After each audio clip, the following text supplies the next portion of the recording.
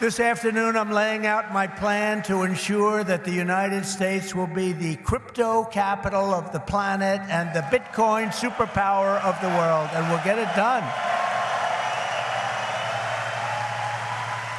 If crypto is going to define the future, I want to be mined, minted, and made in the USA. It's going to be. It's not going to be made anywhere else. And if Bitcoin is going to the moon, as we say, it's going to the moon, I want America to be the nation that leads the way, and that's what's going to happen.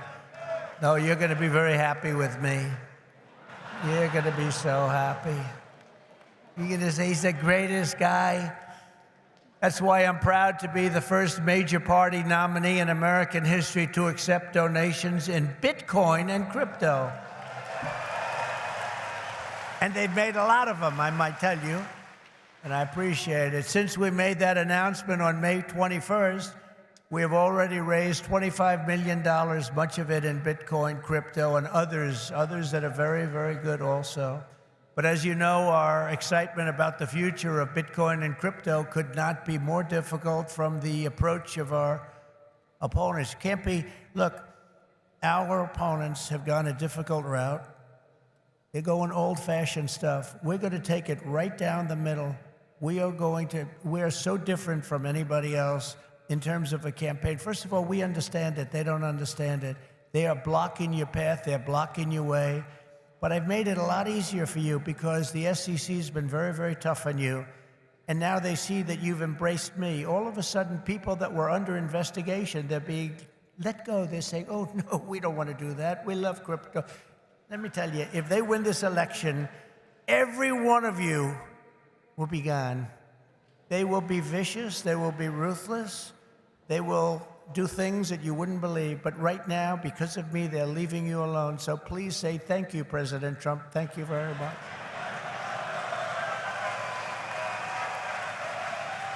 And the reason they're doing that is I've heard from some of your great geniuses that talk to me about this subject. I've heard from Vivek. 175 million people in some form are involved with this world of crypto and Bitcoin and all of the others, 175 million. So when they heard that, they said, let's be nice to them, at least until after the election. So I've taken a lot of pressure off a lot of people. A lot of people are very happy today that about 3 months ago weren't so thrilled.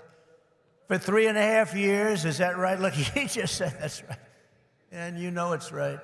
For 3.5 years, the current administration has waged a war on crypto and Bitcoin like nobody's ever seen before. For those who work in this industry, they target your banks, they choke off your financial services. Have people seen that? Yes?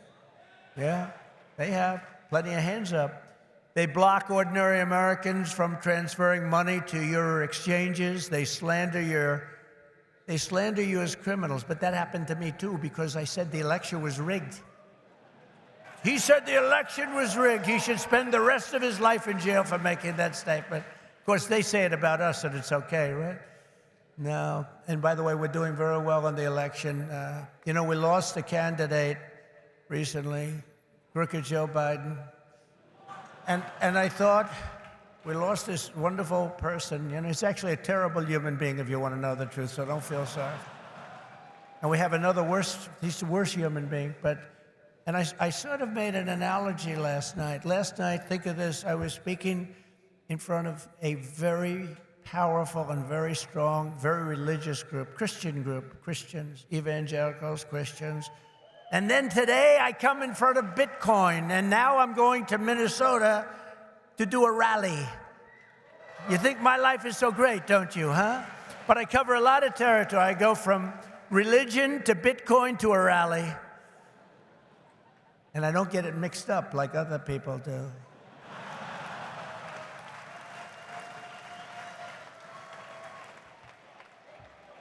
Where they come out and they say, may God bless everybody involved in the Bitcoin world. But actually, we mean that because you need blessing, because you've got to do something very spectacular. But we had an incredible time last night talking to Christians, largely Christians, a Christian group. And this is so great. And then we have a very big rally in Minnesota. Hasn't been one since 1972. Richard Nixon, can you believe it? And I think, I think we're leading Minnesota. But there's some hanky-panky that goes on in Minnesota. But I think we're doing good. So we're going to leave here. We're going to go there for a big rally. But this is such an honor to be with you. Sadly, when we see the attacks on crypto, it's a part of a much larger pattern that's being carried out by the same left-wing fascists who weaponize government against any threat to their power. They've done it to me. Did you see I just won the big case in Florida? Thank you very much. The big case was won. Thank you very much. Good. Now it's a big case. That was the document case. I have Presidential Records Act on my side. Biden didn't. By the way, Biden, they said, here's what they said. They said, he's guilty as hell, but we're not going to charge him because he's incompetent. I won the case the old-fashioned way. It's called you win. I wouldn't have wanted to win the way he won. Trump won the case because they called him incompetent. Think of this. So they called him incompetent. So he's incompetent to run for trial, to stand trial, but he's not incompetent to run the country. How does that work? But he's not doing it anymore because he didn't do particularly well in the debate. Did anybody watch the debate? Not too many people.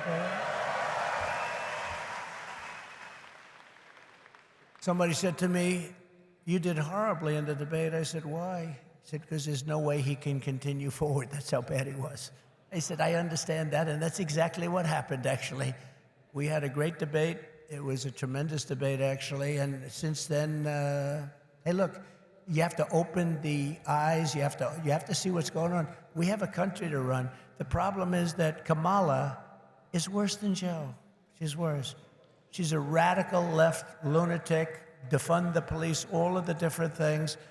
And so far she's got a little honeymoon going on right now, but when people hear about her, and she's against crypto, by the way, and she's against it very big. So I just want to let you know, you got to get out.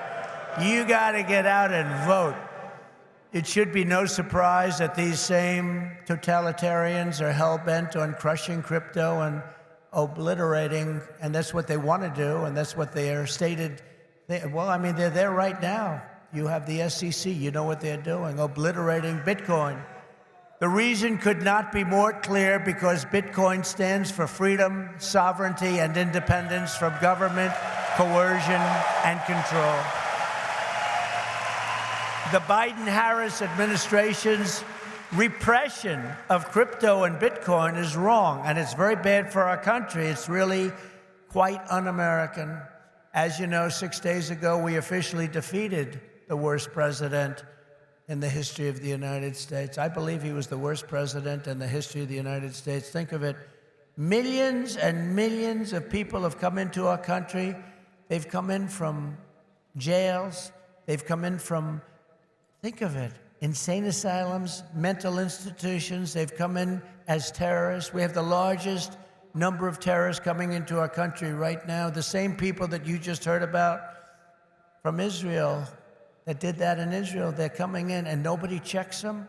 Nobody knows what's going on. We have no idea what's going on. They've lost control of our country, and only bad things can happen. So it's not going to be that way. We're not going to let that happen. We're beating them, and we're beating them badly, and we have to make sure that we do. We need to do it for our country. And you can't just be a fighter and have your man lose the fight, or woman, but in this case, a man. He's losing the fight. He's down by 15, 16, 17 points. They say that you're not going to win, Joe. You got to get out. He didn't want to get out. He said, I'm not getting out. He said, you're getting out. He said, I'm not getting out. I got 14 million votes. I'm not getting out. They said, if you're not getting out, we're going to institute the 25th Amendment on your mental competence. He said, like I said before, I think I'm going to get out. Okay? And they got him out. But it's like, think of this. You fight, you're in a campaign. You spend a lot of money, a lot of time, a lot of effort, and he's losing. And then they say, let's take him out of the fight. We'll put a new fighter in there. The new fighter is her, probably my second choice. He will always be my first choice, but she'd be my second choice. And again, if we don't win this race, and I know you're not that political, but you have to be political because your whole thing, I mean, you have a lot of politics involved in what you do.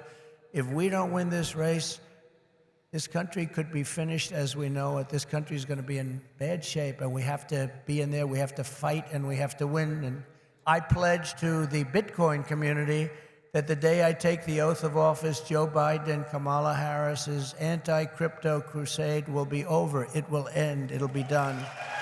It'll be done.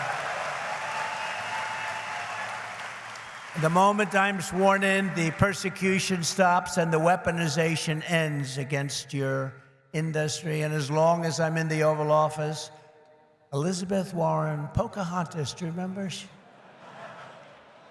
Yes, I'm an Indian. She said, I'm an Indian. Why are you an Indian? You don't look like an Indian. No, my mother told me I have high cheekbones. Oh, that's why she was an Indian. So I named her Pocahontas. Elizabeth Warren and her goons, and she's very nasty to you. She hates your people. She hates everything about you, will keep their hands off Bitcoin. They're going to keep their hands off crypto. They're going to let it grow. We're going to let it grow. On day one, I will fire Gary Gensler and appoint a new SEC chairman.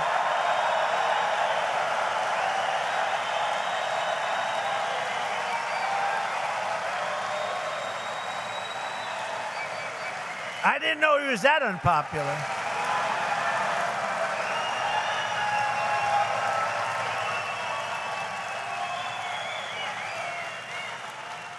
Wow.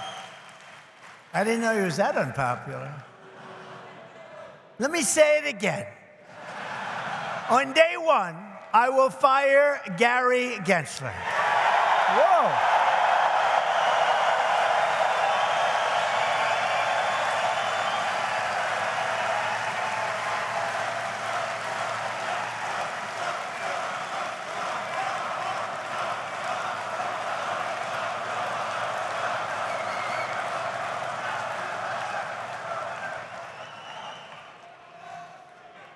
And we'll appoint a new SEC chairman who believes America should build the future, not block the future, which is what they're doing. And Kamala Harris wants to make him Treasury Secretary. That's not good. That's not good. He was Hillary Clinton's finance person. Did you know that? Crooked Hillary. Remember Crooked Hillary? Do you remember her? Anybody remember? He was the finance chairman of Hillary Clinton's campaign against a gentleman known as Donald Trump. Not a popular person within the... Actually, she came to my wedding. Do you know that? To our great First Lady, Melania. She came to our wedding, and Bill came to our wedding. But it's amazing things when you run for office, a lot of things change in your life. A lot of things change. As president, I will immediately shut down Operation Choke Point 2.0. They want to choke you. They want to choke you out of business. We're not going to let that happen. And no longer will your government sit by and watch as Bitcoin jobs and businesses flee to other countries because America's laws are too unclear and too tough and too angry and too stiff. We will keep each and every Bitcoin job in the United States of America. That's what we're going to be doing. Upon taking office, I will immediately appoint a Bitcoin and Crypto Presidential Advisory Council. Would anybody like to be on that particular council? Please raise your hand.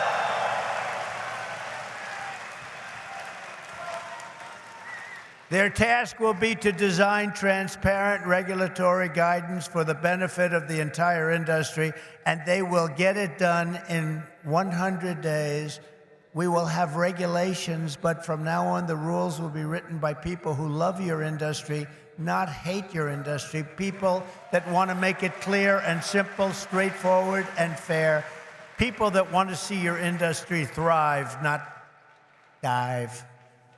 Next, I will immediately order the Treasury Department and other federal agencies to cease and desist all steps necessary, because, you know, there's a thing going on in your industry. They want to move the creation of a central bank digital currency. It's over, forget it. CBDC, There will never be a CBDC while I'm President of the United States. And I will always defend the right to self-custody. Self-custody. You're going to have a great industry. You're going to have a great industry, and we're going to be fuel for your industry, not demolish your industry. America will once again be a nation that protects property rights, privacy, freedom of transaction, freedom of association, and freedom of speech. We're going to go back to the old days when we were a nation that was building, not a nation that was eating itself alive from within.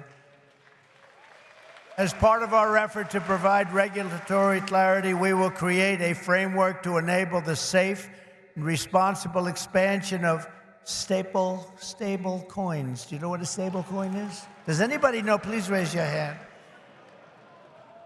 Allowing us to extend the dominance of the US dollar to new frontiers all around the world. America will be richer, the world will be better, and there will be billions and billions of people brought into crypto economy and storing their savings in Bitcoin.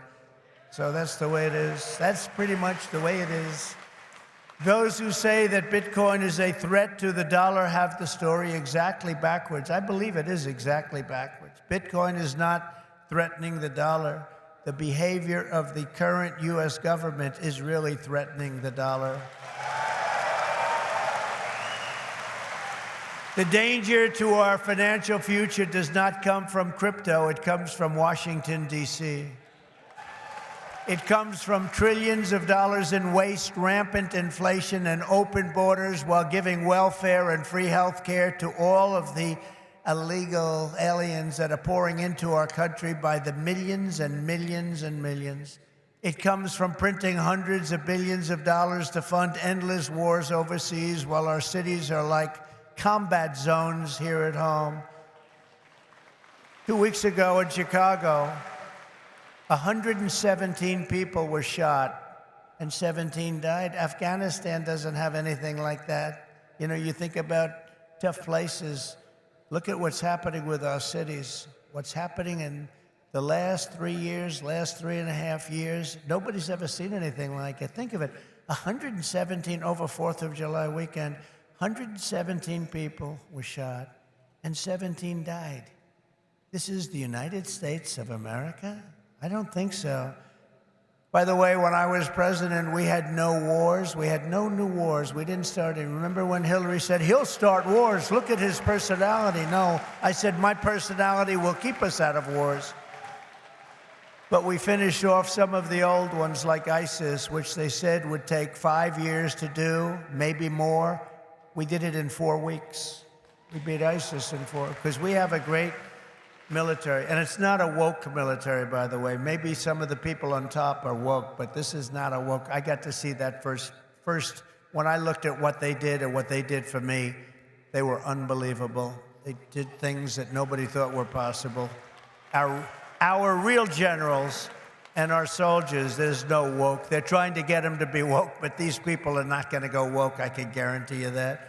With your support this November, we will restore confidence and we will restore common sense to our nation's capital. Because ultimately, it is about, it's not, are you conservative? Are you liberal? Are you progressive? They like progressive. It sounds so nice, right? It'll destroy our country. It's actually become a terrible word. It'll destroy our country. But it's not about that. It's about common sense. We want to bring common sense back in. This is all common sense that we're talking about today.